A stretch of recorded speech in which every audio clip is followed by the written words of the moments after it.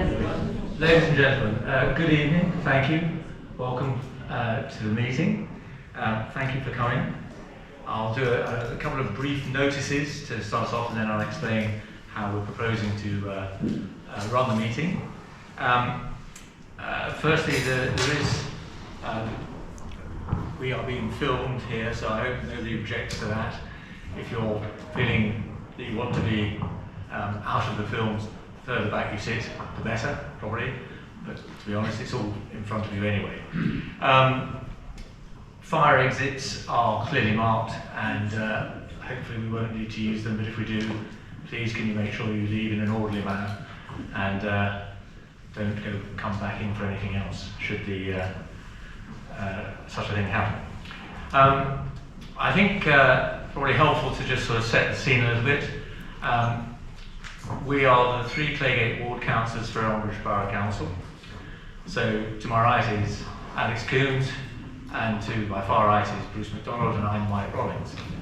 I should say at the outset, and I think it's very important to say this, that all the Elmbridge Borough councillors, be they Conservative residents or Lib Dems, have all voted in support of the draft local plan as it goes forward. And I want to set that out at the front end, so this is really very much about what the council is proposing, and we'll come on to some of the detail of that in a moment. What we're going to do, if you'll forgive us, I'm going to introduce both Alex and Bruce in a little more detail. Then Bruce is going to do a presentation which he says will be about 15 minutes. Those of you who want to start a sweepstake, I'll leave that to you. We'll then, following that, we'll have a question and answer session. So if I can very briefly introduce, Alex, to my immediate right, has been a Claygate ward councillor for 10 years, since 2012. He's been here throughout as a councillor, the development of the local plan, and can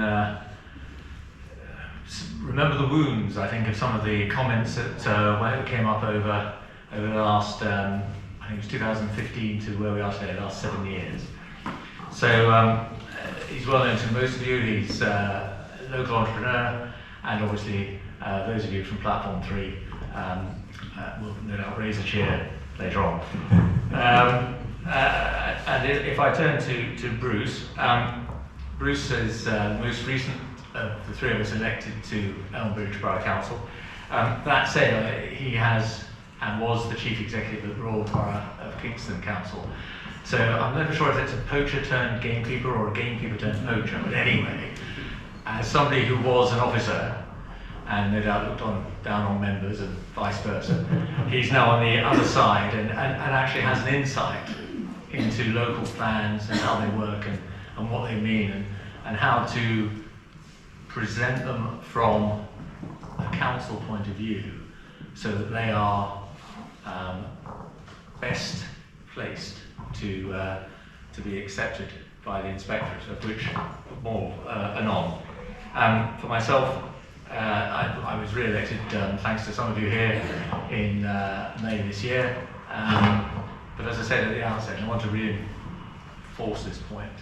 We're representatives for all the residents of Claygate, those who voted for us and those who didn't. And we're very keen to make sure that everybody is reached in terms of the local plan, what it means for all of us over the next 10, 15 years.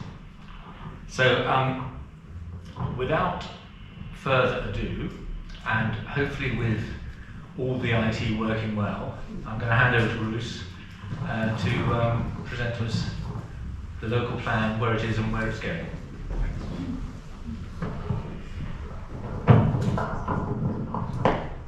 Thanks, Mike, and thanks to you all for being here tonight. It's great to see so many people here to talk about something which is fundamentally important to Claygate and to Elmbridge, and I think the three of us are rather pleased about the plan that we're bringing forward. Mike's already said it's been a tortuous road to get to this point. What I'd like to do is really tell the story of what the plan's about, how we've got here, and how you can help, because you can. And I'd really like to echo the point that Mike made. We, all three of us, are here presenting this because it's important to Claygate and it's important to Elmbridge. We do not see one iota of party political side in the local plan, and that's the approach we've taken throughout, and it's great that we've had all councillors voting for the plan.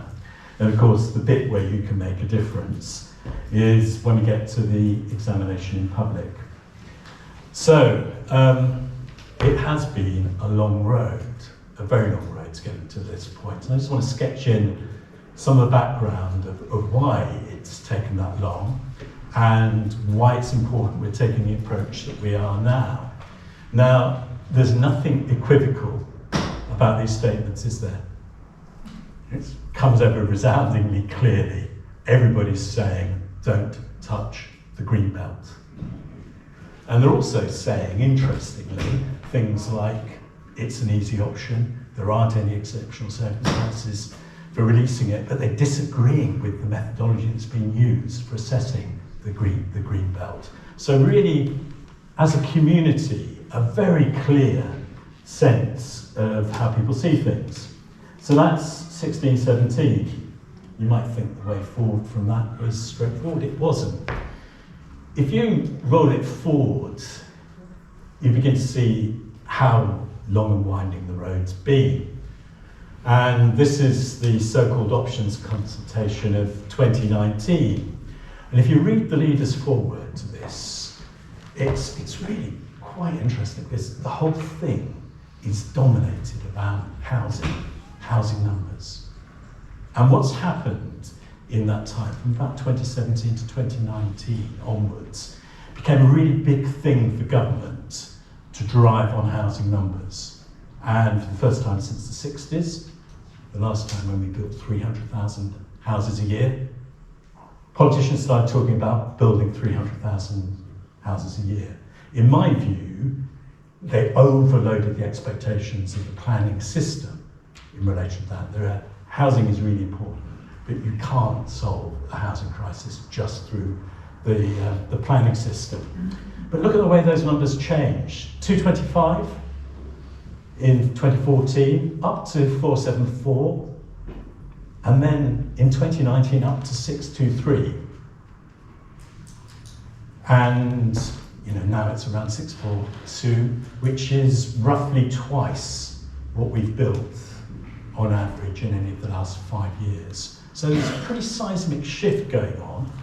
And that last bit, which seems to have occupied councillors a good deal, threat of loss of powers. If you don't do what you're supposed to, what government's expecting you to do, we might take your planning powers away. As far as I can see, that seemed to weigh quite heavily on people's minds. So, I arrive in May 21. I wasn't planning to do this. I thought my local government career was over when I left Kingston. I had no plans to be a politician, but Yaska turned up at my door one day. I was in the middle of a Waitrose delivery. It was a bit inconvenient. Could you help, Bruce? Well, yes, I suppose so. Would you be on the executive? Well, yes, I suppose so. Well, would you stand in a moment of weakness? I said, yes. So here I am. And of course, what really persuaded me is, right now, as we come out of the pandemic, it's really important, I think, that we create the most local, sustainable, mutual future that we can. And I've got some experience. I thought I'd better use it. So this is what I found. The received wisdom, the orthodox view was that for a plan to be found compliant, and of course the examination of public is the really critical bit, we as councillors could say on your behalf pretty much anything we like, but if we can't substantiate that, if we can't make that stand up in examination in public, it doesn't really count. So the received wisdom was, if you're going to get through the examination in public, you've got to meet 100% of the housing target. And to meet 100% of the housing target, you've got to release green belt. Well, does that sound like a good idea? That's not what we want, is it? So we have to think differently. And we have to challenge that received wisdom. And this isn't just Elmbridge, this is across the country that people are, in areas like ours, are grappling with this. And if you unpack that, what's behind it is this housing numbers, the so-called standard methodology, which is generating in around 640 every year for the next 15 years. So where we got to really was more of a housing delivery plan than a local plan. So for us as councillors on your behalf, what do? Well, we go back to first principles and we do what I've done throughout my career. We put vision first. We make it a vision-led plan. So what does that actually mean? It means putting at the heart of our plan us, people, place, sustainability, quality of life, all those things that we love about Claygate, all those things we love about Elmbridge. That's what needs to be at the heart of the plan. Character, homes, thriving communities and businesses, and good design. Good design is really important. Good design, I think, makes the world a better place. So let's put that into the heart of our plan. So that's what we've done. So we set out our placemaking principles, but what's really, really important, this goes back to that point about assertion isn't enough. You've got to be able to substantiate what you're saying. You've got to be able to build up that detailed case. So we built our plan from the bottom up, and in doing that, we weighed up all the evidence enriching our decisions. So a thoroughgoing process. And if you've looked at the plan on the website, that's the vision. I won't read it out, but it's got all those things that I just summarised a moment ago. And it's really underpinned. This is pretty bold, ambitious stuff. You look at other people's plans, they're much more anodyne. This has got some real substance to it. So the 5 principles around climate change, the environment, delivering homes, growing the economy, local economy, and providing particularly connectivity, sustainable connectivity. So running through what that means, it means that we enhance the character of Elmbridge and all these things which are special and important, we're protecting those. So all those things which we think are important about Elmbridge, we're safeguarding and strengthening. We're delivering on all our climate change commitments. That's very much at the heart of our thinking. And really, really important, one of the things which most obviously gets lost in all that debate when it's about homes and greenbelt. These are important, but they're not the totality of our lives. So it's about how we have sustainable and thriving high streets. And in particular, my view is places like Elmbridge, right around the world, in the middle of March 2020, everything changed. Because everybody living in or near a major city actually realised that the days of 5 days a week commuting were over. So what does that mean for places like us, our quality of life, and how we change things? So our plan needs to build on that. So that's what the plan does. It does protect the green belt, and we've gone for what's called a brownfield approach to sustainable development. So we will build where we think it's sustainable. And you'll have seen, if you've looked at the plan, there's a list of sites, some of them are in Claygate. To be very specific about Claygate, I think we've identified 64 homes over the next 15 years. But anything which is in that plan, which is outlined as a possibility, That's all subject to the full planning process. And where we've identified anything like Torrington Car Park or the community centre, that's saying we want to think differently about how we use that car park in the future. But that doesn't mean for a moment we envisage a future without car parking. It's just we envisage a different future. And where we own the assets, and we have a community asset, the future can maintain that, but we might reconfigure how we use that. So these aren't done deals. This is an outline. This is a framework of how we will manage for the future. But it's really important that we demonstrate to the inspector that we thought about this really seriously and we've built up a detailed picture. So that's the number. Our plan will meet around 73% of the target. We're absolutely clear we're not going for the 100%. We don't think that's right. We're going for around 430 homes a year, which we think is practical and sustainable. And we believe, because of the way we've built the case, that actually we've got a really good case to put by the time we get to the examination in public. And importantly, while we've been doing this work, actually the climate of opinion has shifted to be much more where we are. Quite remarkably so, quite remarkably so. I mean, it's really is astonishing. But for ourselves, and I don't want to turn this into some sense of this is Elmbridge taking on the government. It isn't. This is Elmbridge trying to put forward a plan which is good for Elmbridge. And we hope, and there's some signs this is already happening, that the Department of Levelling Up, the Planning Inspectorate, will be really interested in what we're doing, because this is an exemplar of how an area like ours, with a high proportion of green belt, can plan a sustainable future. So we think we've got something good here. Interestingly, there's 14 councils who were ahead of us, some of them way ahead of us, who've paused or called a halt. Some of them actually had plans approved, but they're not adopting them because they released green belt. And now they're thinking, did we really want to do that? We've not made that mistake. We're actually setting the pattern which everybody else is going to follow. People are watching us.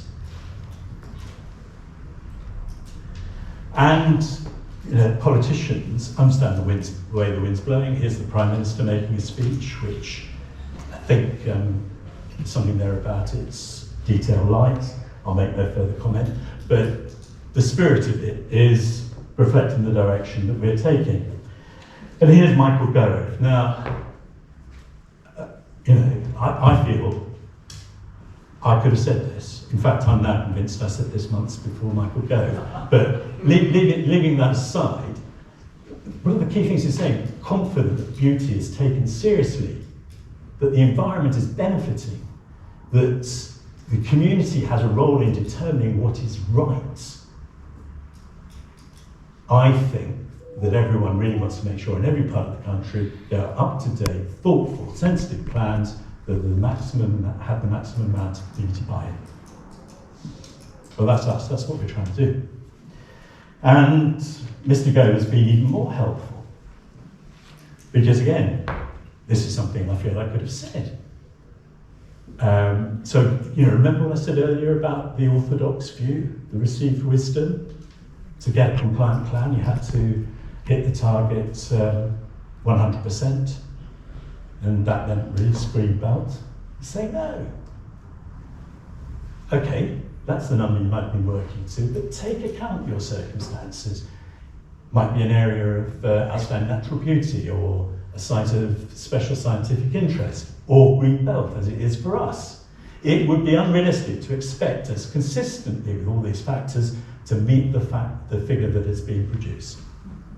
So that's our raison d'etre. That's what we're doing. Thanks, Mr. Gove. So, where are we now? Regulation 19 is what it's called. this is the opportunity that you have to make representations which go forward to the inspector. And you saying positive things will be really, really helpful, because all the experience is that where inspectors see a plan which is supported by the community, reflects the community's aspirations, that is an enormous help to getting it through. So that's how you can make a difference, and very specifically how you can make a difference.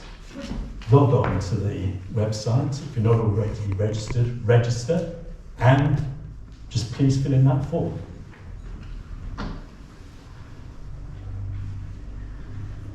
And to close, love Elmbridge, back the plan. Thank you.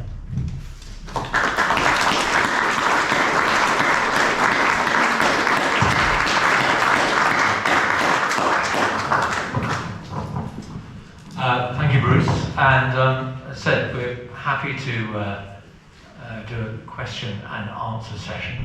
Before we do, I should say that Bruce, despite only being elected in 2021, last year, is deputy leader of the Elmbridge administration and the council. So he's carried some weight. I'll say that in the nicest possible way. Anyway, if there are any questions, would you like to raise your hand, and then we'll see what we can do to answer. Yes. Yeah, what is the next? What's the process and the timing, and what's? Okay.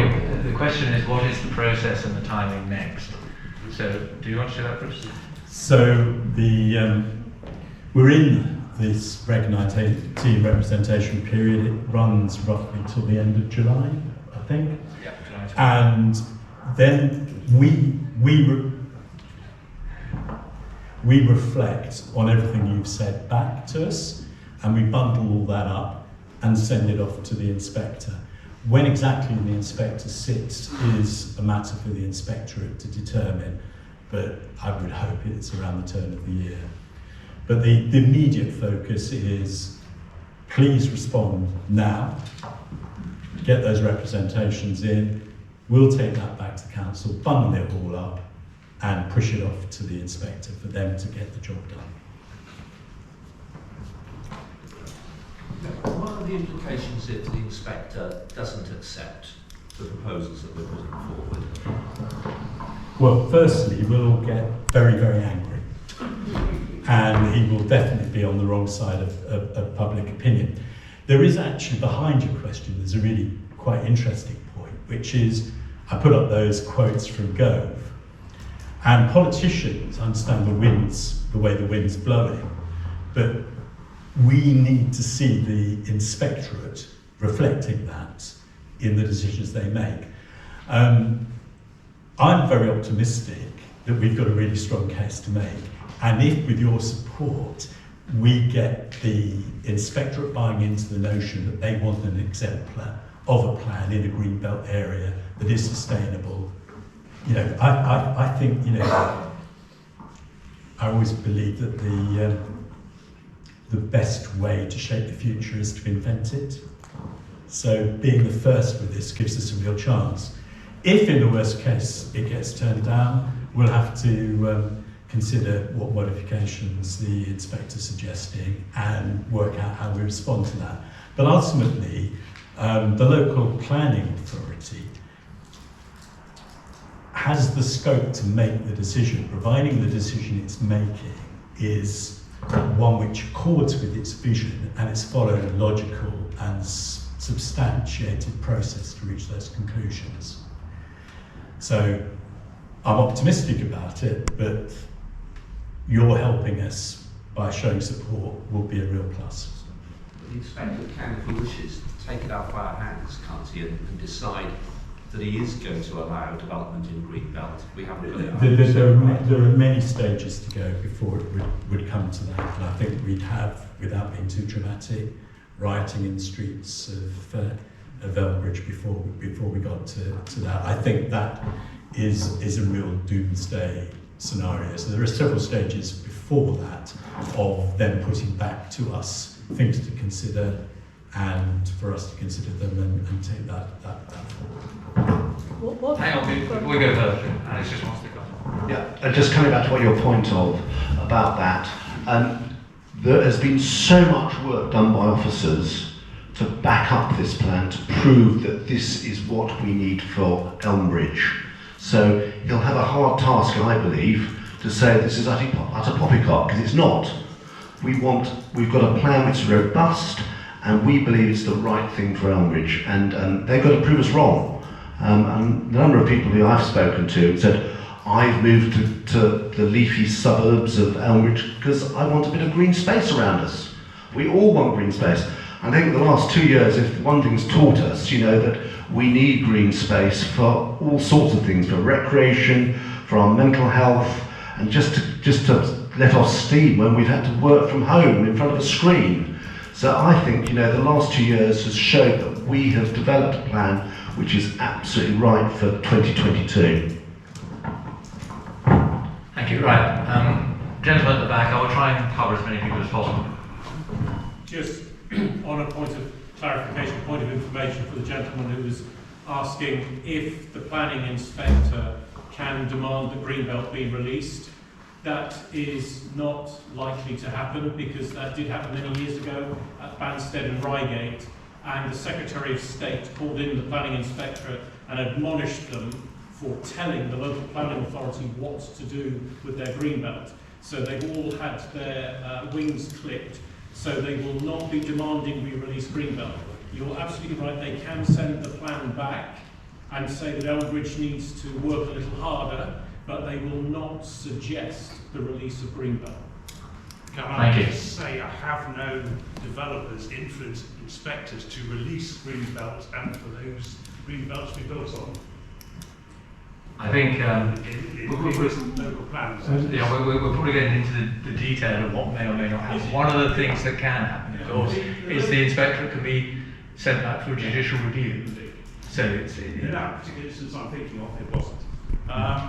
The local plan is fairly complex. Is it possible for a summary be released or produced for really a Claygate's relevant summary, rather than the Claygate gets lost in all the other areas in the local plan, in my opinion? We can probably fillet some of the key points out, because actually, It would be helpful for the public. I think just to say that actually Claygate, by and large, keeps its head down, and quite a lot goes by, because the green belt is a critical factor around much of Claygate in terms of development. So, and there are less, frankly, brownfield sites in Claygate than other places. But it's a good point. Yes, I have at the back of my mind another council who's got the same opinion of their green belts. Okay, point taken. Lady in the back. Sorry, I'll come across that side. Yes, I wonder if you could clarify the figures. I heard two figures, 64 and 460, and I'm not sure how many homes. Two different figures of 64 and 460. I'm not sure how many homes need to be built in Claygate. And secondly, what about funding for infrastructure, if that's necessary? Okay, well, the funding for infrastructure is referred to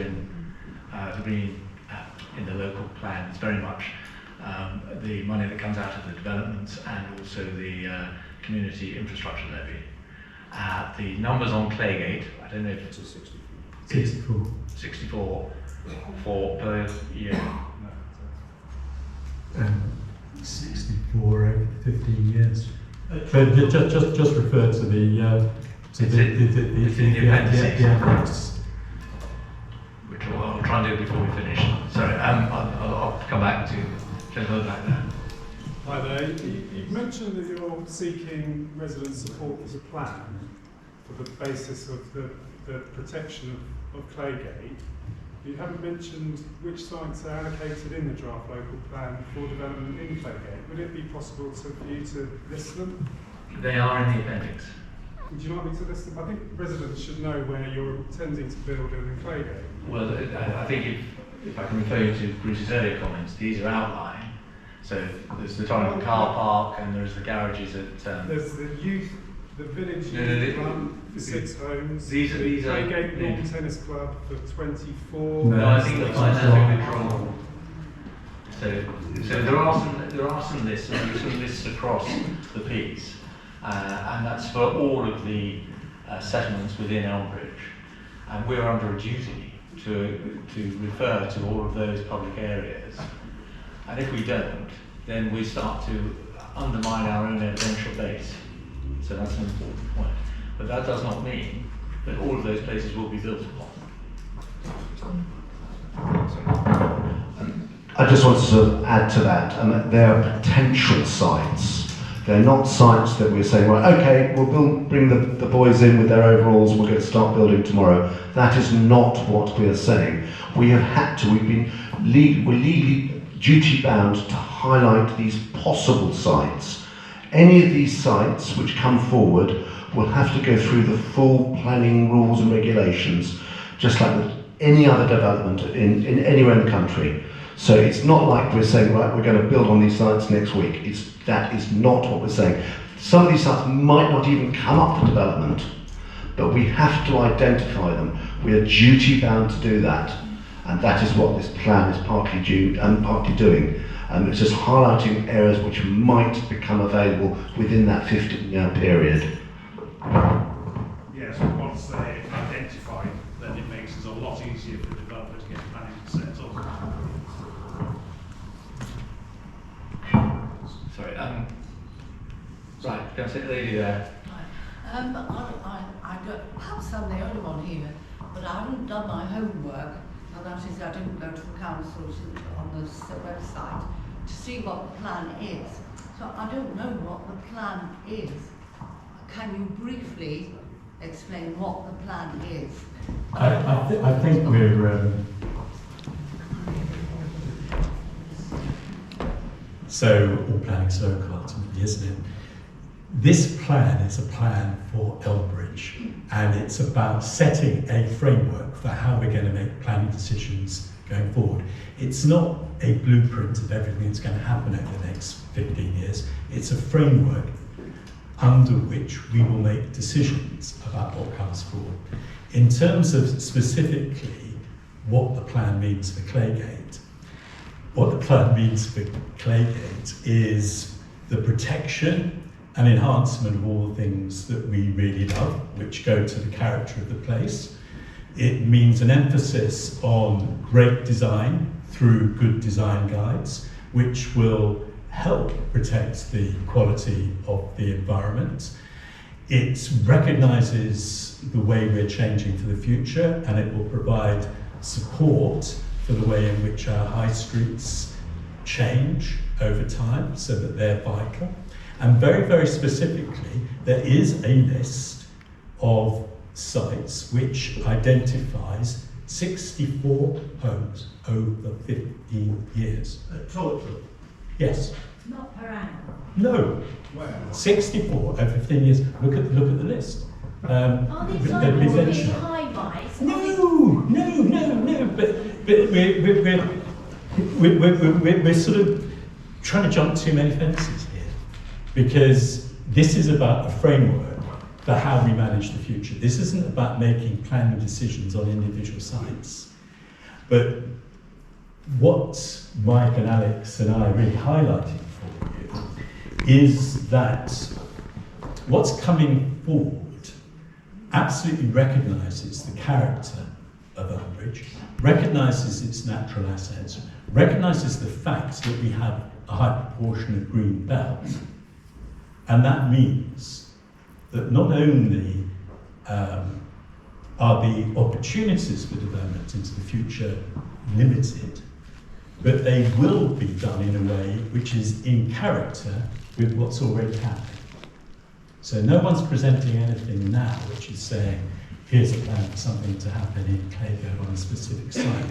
What we're asking for your support for is this framework document which sets out the principles under which we'll make decisions over the next 15 years about what kind of development takes place in Claygate. and Elmbridge. And that will put us in a much stronger position than we're in now, because we'll have an up-to-date plan which sets out very, very clearly what our expectations are. And the gentleman who spoke about the amount of effort that developers will put into challenging the plan is right, they will do that. But what we're doing is creating the most robust framework we can to make it possible for us to resist those ideas, those proposals, and protect the things which we really like about Claygate. If I could just add to what Bruce was saying, at the moment, under the present regulations, we have 3.1 years left of land supply, and quite often we will refuse plans at planning at either at East Area level or full planning level because we don't like them. The owners or the developers of these projects go, this new plan will put a stop to those sort of developments, which on balance are pushed through because we don't have that technical 5-year land supply, which we are wide open at the moment.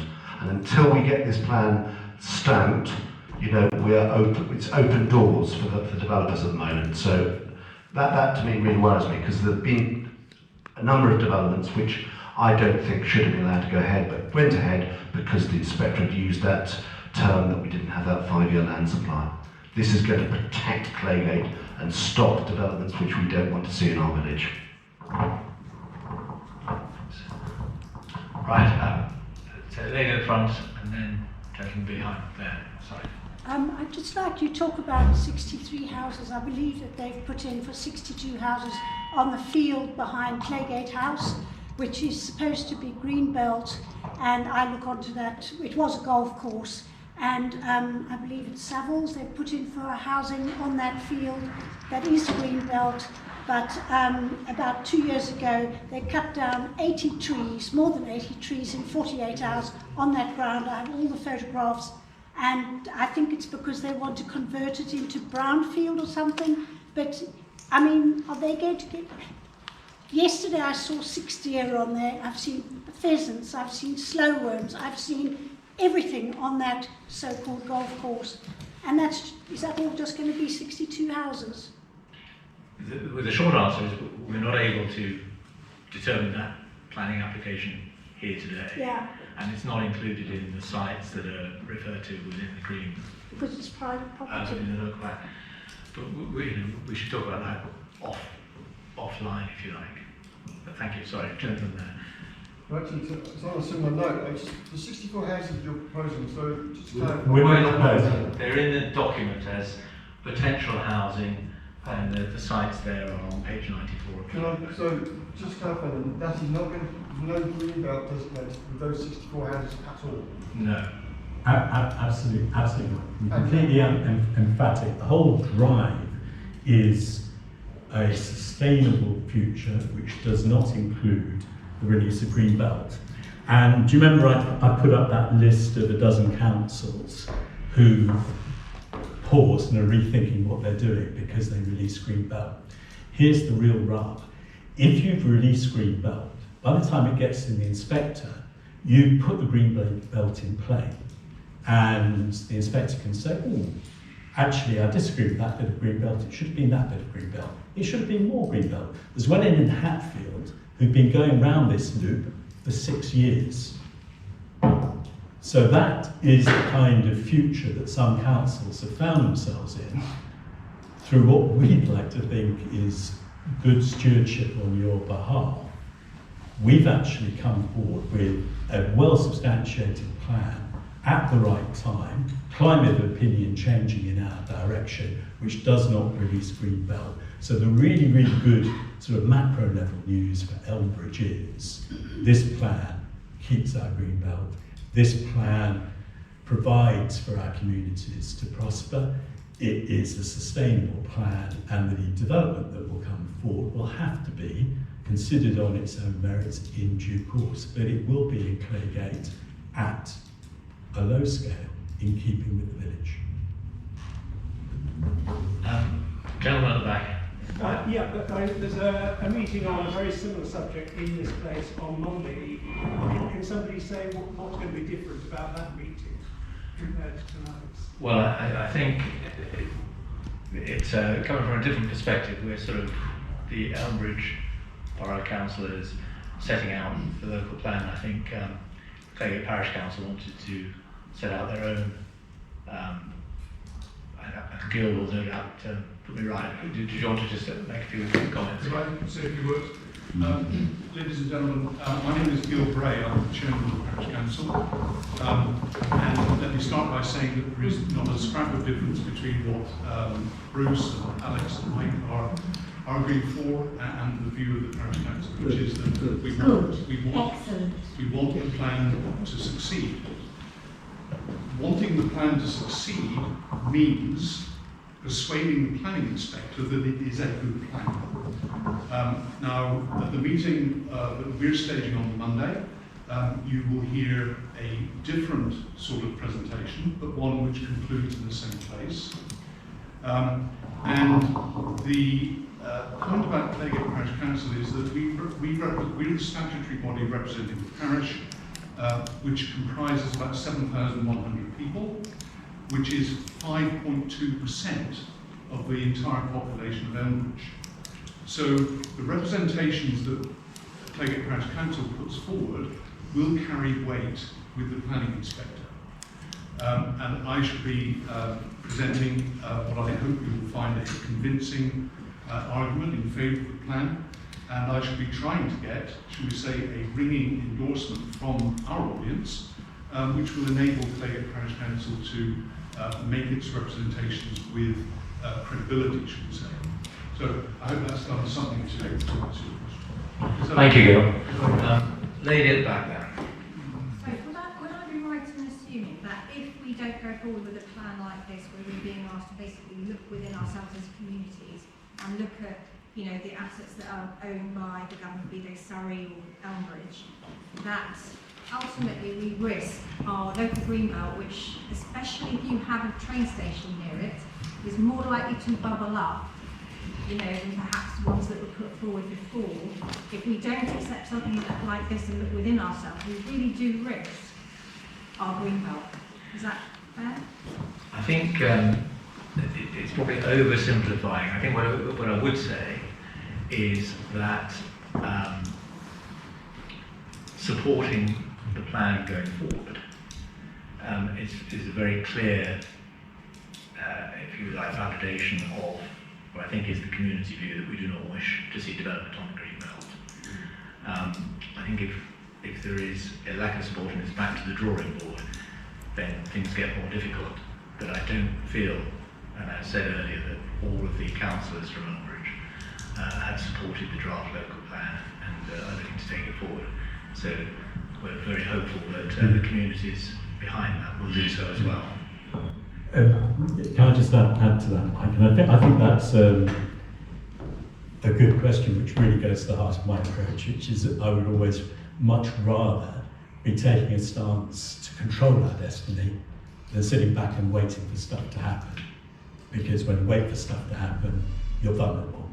So, my sense of what it's right for Elmbridge to do and right for us to do is to put a really strong marker in the ground which says this is the way we see the future, this is the future we want to have. And I think if you, the community, back us in that has an enormous moral authority.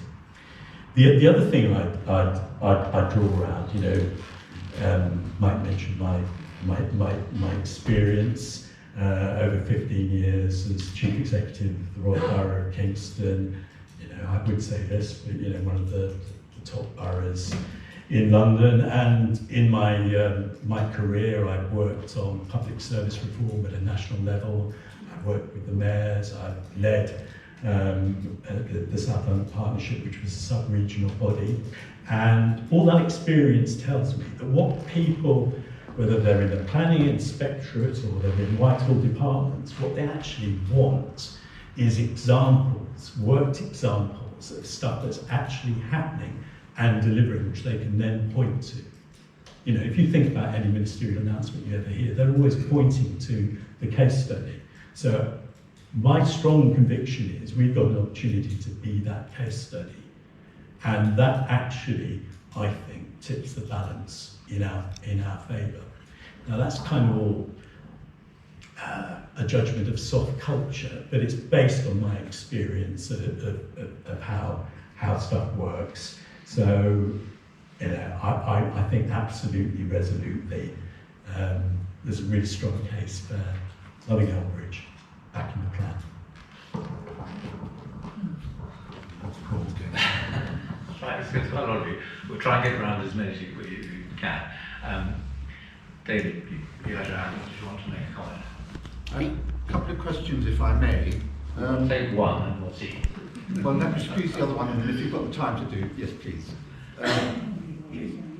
What are the relative densities in the various parts of Elmbridge that we're thinking about here?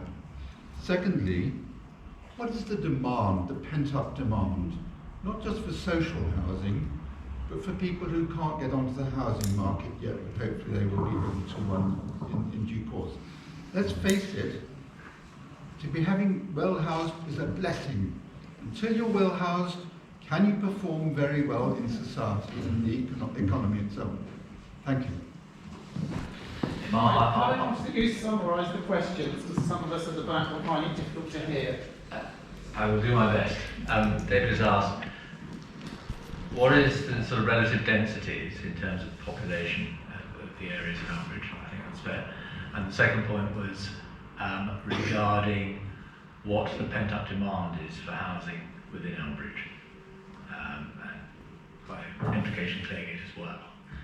So I think the density point is a difficult one to argue or to define, because there are 9 settlements, and within each of the settlements there are, within each you've got very low density across quite a lot of it, and then parts of it like Lower Green and Farm Road, it's quite high, so it's not an easy one to answer, and frankly I'm going to duck out of it. I can have a go at this if you like. Really thoughtful questions, and I think they take us beyond the local plan, because they're really around what kind of community and what kind of country do we want to be, and how do we meet people's needs across the board. You might remember one of the things I said was I thought government had been loading too much on to the planning system in terms of trying to address the national housing crisis. And I'll deal with the density question first, and then I'll come back to the housing crisis point. So the thing is, when you produce your vision and your principles, you then have to apply them consistently to your spatial strategy. And we did some work before we came up with the approach, which gives 430, whatever it is, houses a year. And we looked at other possibilities, and we did it, as I said, from the bottom up. And we looked at each of the settlements, and we looked at the locations we thought were sustainable for development, so high streets, train station, areas near train stations, and so on. And then we applied different density factors, broadly 2. One which we called intensification. So if you built as high as you could, what could you deliver? And the other which we called optimization, which is basically if the level of the existing development is 2, 2.5, 3 stories, that's what it stays at. If it's 5 stories, that's what it is. The effect of that is proportionate, but it means where you have a settlement like been taken over by the planning offices, where you have a town like Walton, where there is already more height, then it's in character with that area to have some more height. So that's the way that works. I think, in terms of how do we get people onto the housing ladder, these are really big questions that, frankly, governments have been ducking for the last 20 years at least. We need, affordable housing in Elmbridge. I mean, it's a logical nonsense, isn't it? This is, I think I saw somewhere, the 4th most expensive place in the country to build. And does anybody think seriously, if we said, okay, we'll meet the 100%, we'll stick in another 200 houses a year, is that going to do one thing to make one house in Claygate £1 cheaper? Of course it isn't, because it's a really complicated, interconnected housing market. So the simple answer is we need national policies on social housing, we need national policies on affordable housing, and we need to put serious money into it. Does anybody know the last time we built 300,000 houses a year? End of the 60s. And 200,000 of them were built by councils. When we introduced right to buy in '79, one of the pernicious things the government did was local authorities weren't allowed to spend the receipts on building replacement houses. And basically, local authorities haven't been allowed to build council houses since about 1979 in any real sense. They're playing around at the edges with it now, but not in any real sense. That's what's created the housing crisis. Do you know that 45%, I heard Lord Kerslick say this the other night, 45% of the housing, council houses that were bought under right to buy have been sold on and are now owned by private landlords who are letting them to people on housing benefit. That's a public asset which is being transferred to private benefit. We have some really deep, serious problems. They need to be tackled. The planning system isn't the way to tackle them. Yeah, the private landlords, there's no security at the moment. Yes. In effect. Yes. I fancy bringing up the family in that circumstance. Yeah. Dreadful. Yeah. Okay, gentleman at the back there. And I'll come to you. This plan vision, have you gone above the sort of central government? Has anybody looked at it and gone, yeah, we think that could be possible, or is this a idea with the other councils exactly the same thing? This is all kind of soft information at this stage, but we know that this has created quite a stir. We know there are conversations going on in the department. We know there are conversations going on within the inspectorate, and people are interested in a positive sense in what we're doing. So that is encouraging. It doesn't amount to anything we can bank at this stage, but I think the climate of opinion is with us. This is above you, this is like central government. When I said department, I meant Michael Gove's department. I meant his advisors. Have you talked to other councils, boroughs, and said, look, we've got this idea. If there's 8 of you doing it, then it's more power, and it's more. Yeah. It's a bit more. And I think people will want to be part of what we're doing. To be honest, the answer is at the moment we're surrounded by neighbours who are looking at us enviously, and the members are asking the officers, why the hell didn't you let us do that? Have they already put their proposals in? And that's why some of them are stalled. Right, so you're saying that the proposals that have been put in and the stalling are around us? Yeah, because they recognise the climate opinions changed. If you look at, I saw a story today about Spelthorne. Spelthorne have gone for a plan with 100% release. Residents are up in arms. The outcomes Oxford and Wantage, and it's just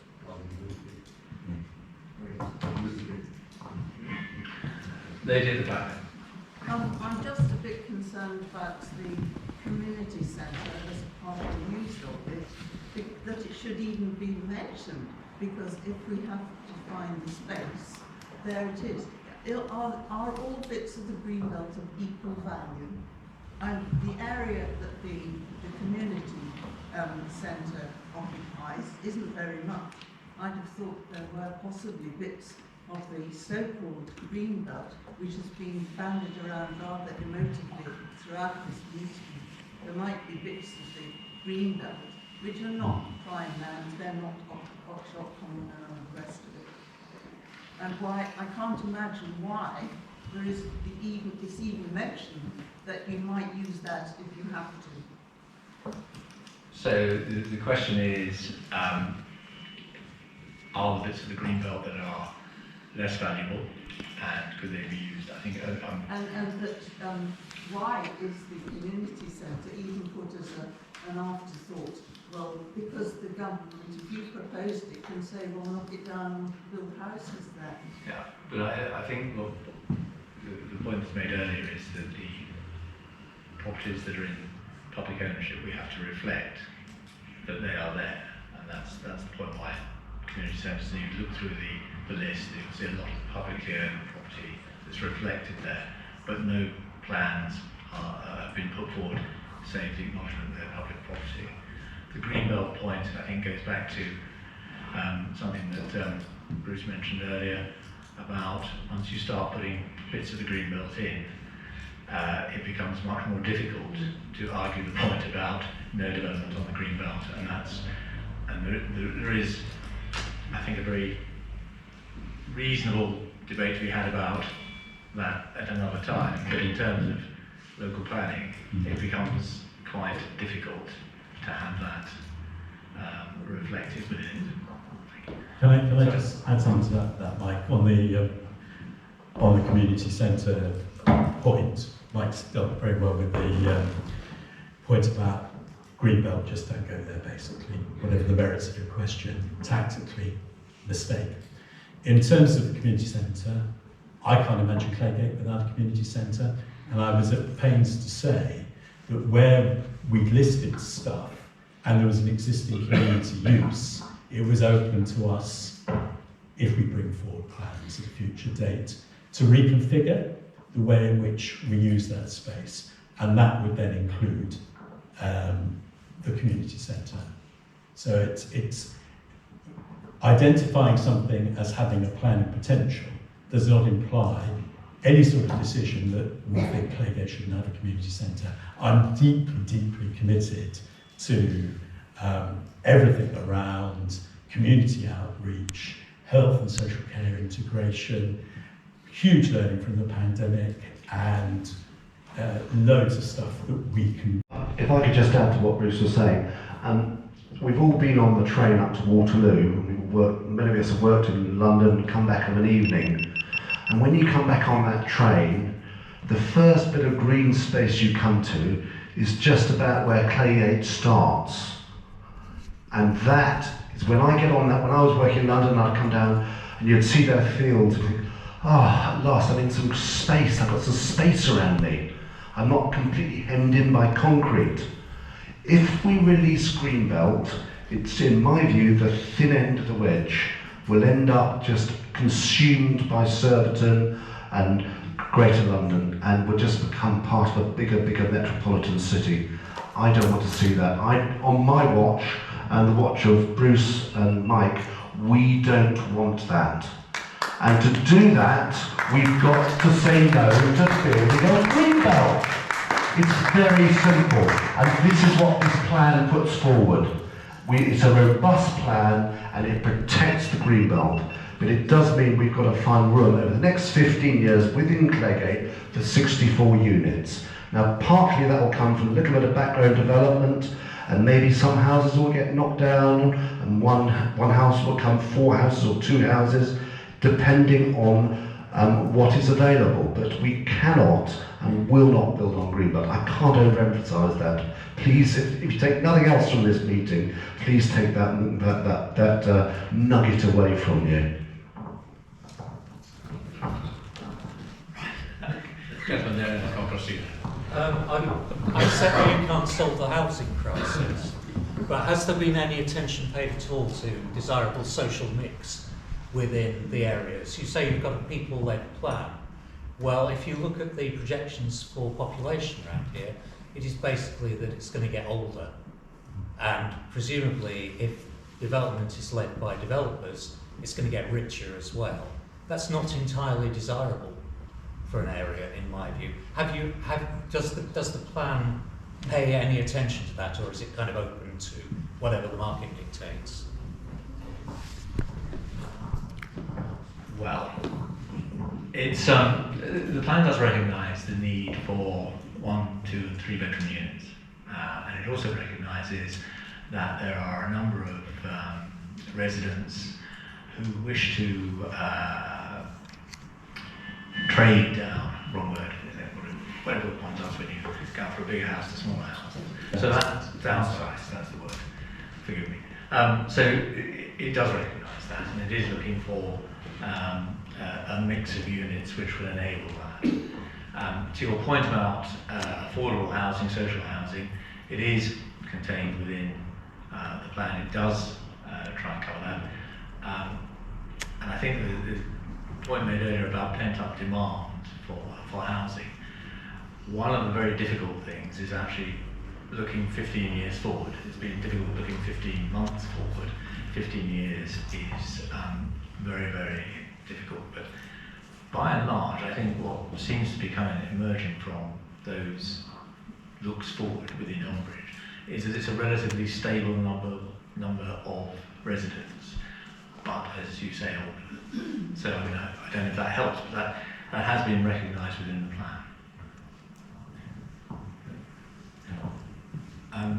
I'll come over there and then over there. Sorry. I wonder if you can help me with a bit of definitions in the draft local plan. When I read through, I came across some figures relatively early on, page 27, and it refers to the total number of units to be developed over the 15 years, which runs into thousands. For Claygate, there's a figure of 320.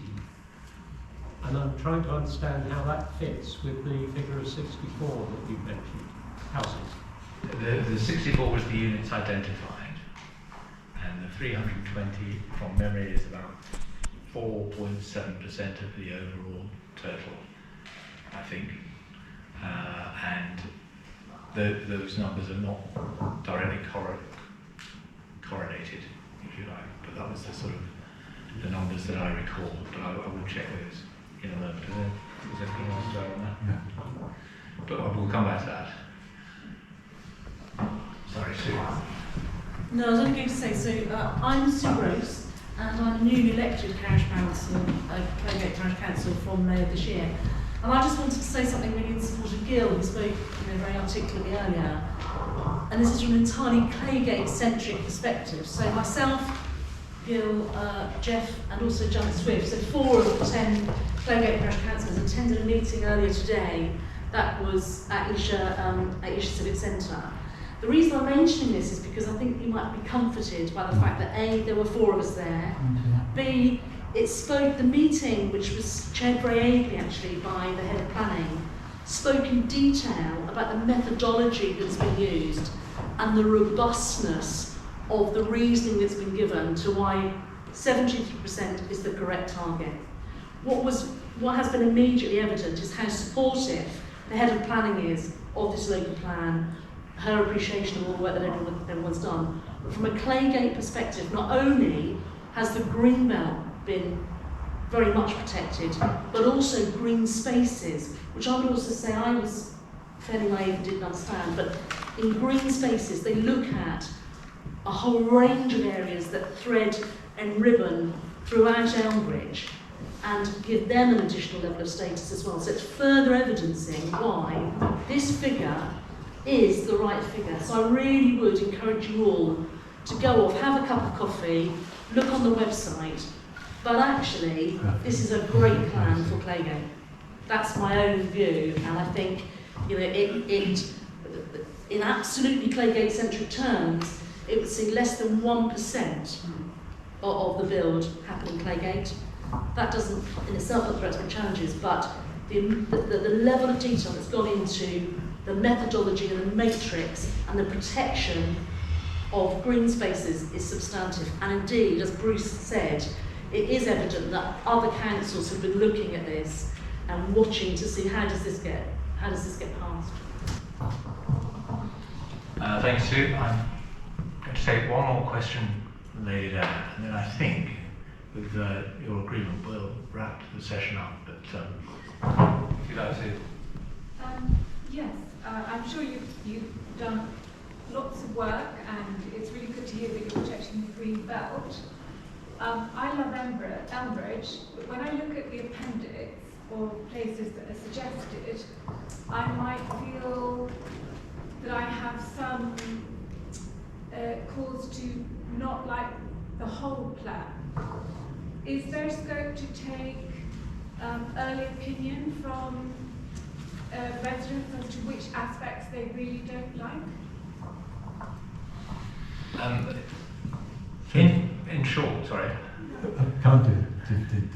Well, if I just say that at this stage, most of the plan is really about looking at whether it is compliant and due to cooperate and such as that. So this is at the end of a lot of consultation. So I understand the point you're making, and I'll hand over to Bruce for his comments.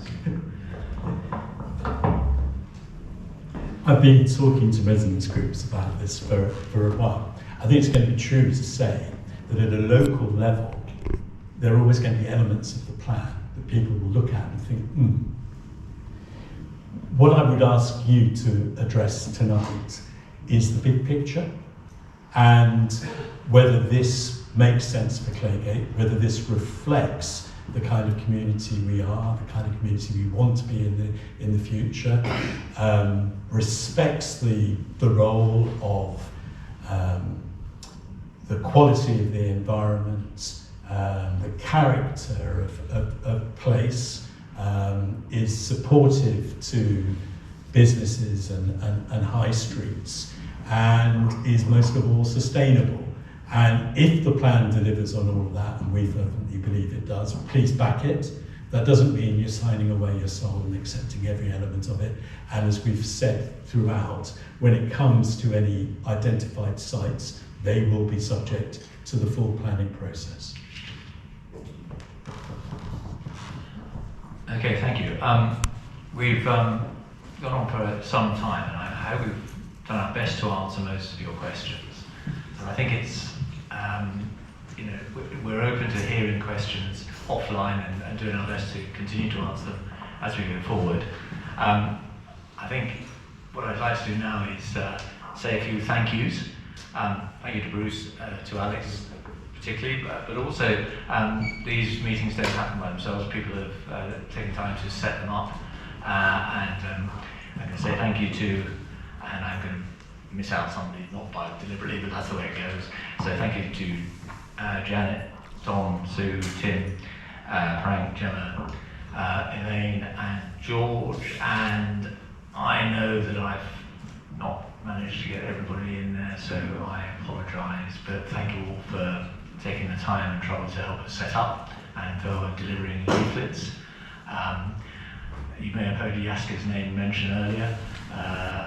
He's gone over and above in helping make sure that we deliver to every house in Claygate to encourage people to come here tonight. So thank you, Yaska, as ever.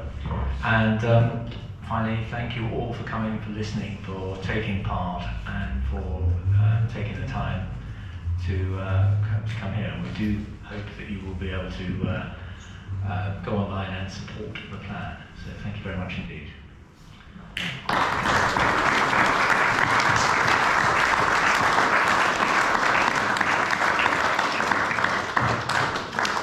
Before you leave the hall, we have a special plea from our youth club.